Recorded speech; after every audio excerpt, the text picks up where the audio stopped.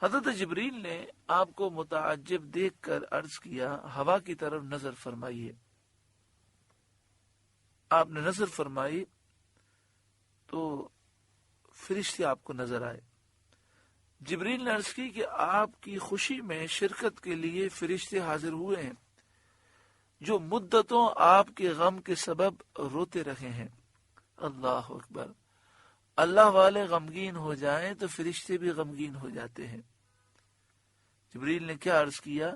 یہ وہ فرشتے ہیں جو مدتوں آپ کے غم کے سبب روتے رہے ہیں۔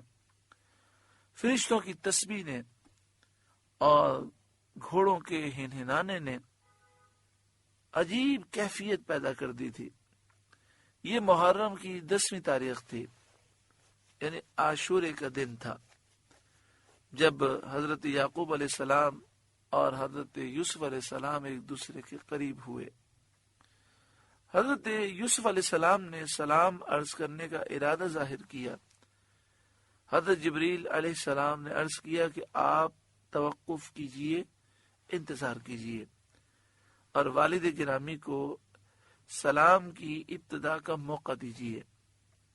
چنانچہ حضرت یعقوب علیہ السلام نے فرمایا السلام علیکہ یا مذہب الاحزان، اے غموں کو دور کرنے والے، تجھ پر سلامتی ہو۔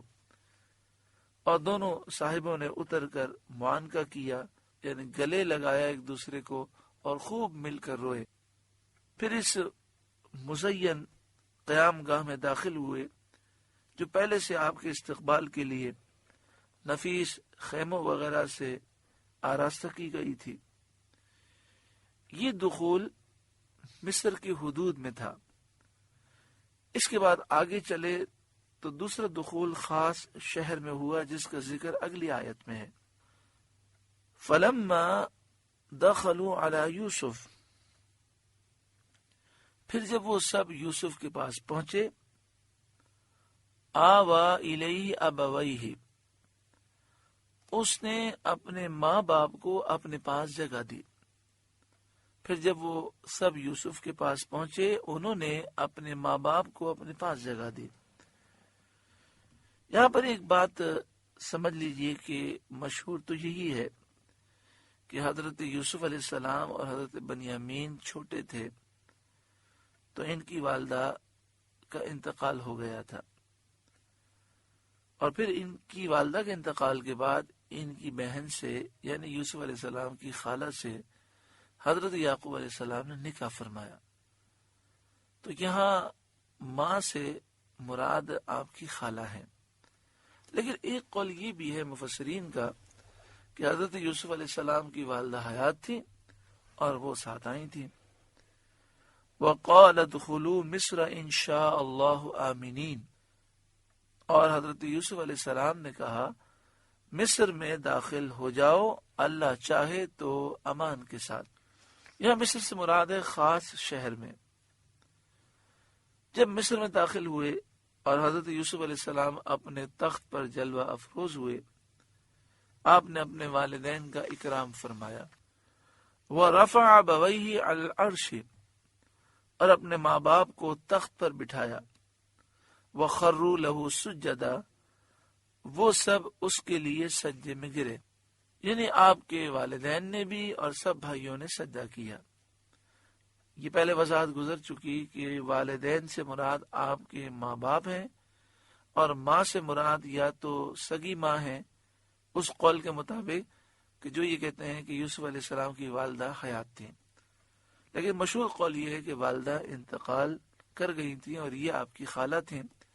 تو خالہ بھی ماں کی جگہ ہے، اور دوسری بات یہ کہ جب حضرت یعقوب علیہ السلام نے ان سے نکاح کر لیا تو وہ سوتیلی ماں کا درجہ رکھتی ہیں۔ سب نے سجدہ کیا۔ یہ سجدہ تعظیم کا تھا جو ان کی شریعت میں جائز تھا اور ہماری شریعت میں منع ہے۔ جس طرح ہماری شریعت میں اس بات کی اجازت ہے کہ کوئی معظم شخص آ جائے تو اس کی تعظیم کے لیے ہم کھڑے ہو جائیں، مصافحہ کریں، گلے ملیں، اس کا ہاتھ چوم لیں، تو اس کی اجازت ہے۔ تو ان کی شریعت میں تعظیم کے لیے سجدہ کرنے کی بھی اجازت تھی۔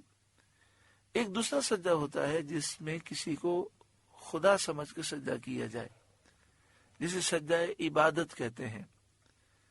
تو اللہ کے سوا سجدہ عبادت کسی کے لیے کبھی جائز نہیں ہوا، نہ حضور کی شریعت میں، نہ حضور سے پہلے کی شریعتوں میں، کیونکہ سجدہ عبادت شرک ہے اور شرک کبھی جائز نہیں ہوتا۔ تو لہذا کوئی اگر کسی کو عبادت کی نیت سے سجدہ کرے تو وہ کافر مشرک ہو جائے گا۔ ہاں، تعظیم کا جو سجدہ ہے، کسی کو خدا الہ نہ سمجھے، عبادت کی نیت نہ ہو، تعظیم کی نیت ہو، تو یہ پچھلی شریعتوں میں جائز تھا، اور ہماری شریعت میں یہ حرام ہے کہ اللہ کے سوا کسی اور کو تعظیم کا بھی سجدہ نہیں کر سکتے۔ وقالا، اور یوسف نے کہا، یا ابتی ھذا تأویل رؤیای من قبل، اے میرے والد، یہ میرے پہلے خواب کی تعبیر ہے جو میں نے بچپن کی حالت میں دیکھا تھا۔ قد جعلها ربی حقا، بے شک اسے میرے رب نے سچا کیا۔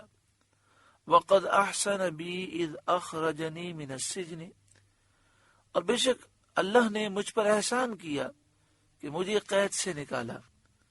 اس موقع پر آپ نے کنویں کا ذکر نہ کیا تاکہ بھائیوں کو شرمندگی نہ ہو۔ وَجَاءَ بِكُم مِّنَ الْبَدْوِ مِن بَعْدِ أَن نَزَغَ الشَّيْطَانُ بَيْنِي وَبَيْنَ إِخْوَتِي، اور آپ سب کو گاؤں سے لے آیا بعد اس کے کہ شیطان نے مجھ میں اور میرے بھائیوں میں ناچاکی کرا دی تھی۔ ان ربی لطیف لما یشاء، بے شک میرا رب جس بات کو چاہے آسان کر دے۔ انہ هو العلیم الحکیم، بے شک وہی علم و حکمت والا ہے۔ اصحاب تواریخ کا بیان ہے کہ حضرت یعقوب علیہ السلام اپنے بیٹے حضرت یوسف علیہ السلام کے پاس مصر میں 24 سال بہترین آرام میں خوشحالی کے ساتھ رہے۔ قریب وصال آپ نے حضرت یوسف علیہ السلام کو وصیت کی کہ آپ کا جنازہ ملک شام میں لے جا کر ارض مقدسہ میں آپ کے والد حضرت اسحاق علیہ السلام کی قبر شریف کے پاس دفن کیا جائے۔ اس وصیت کی تعمیل کی گئی، اور وصال کے بعد سال کی لکڑی کے تابوت میں آپ کا جسم مبارک جسد اطہر شام میں لایا گیا۔ اسی وقت آپ کے بھائی عیس کی وفات ہوئی۔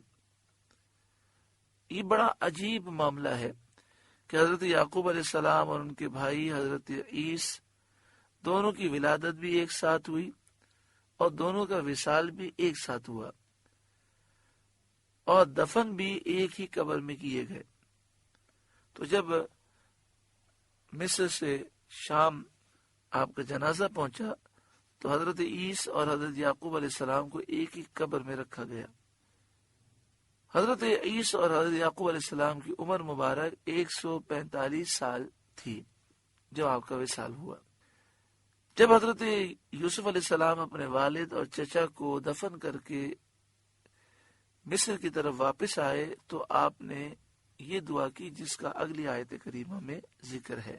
آپ سے گزارش ہے کہ قرآن کے اس پیغام کو آگے پہنچا کر ثواب جاریہ حاصل کریں۔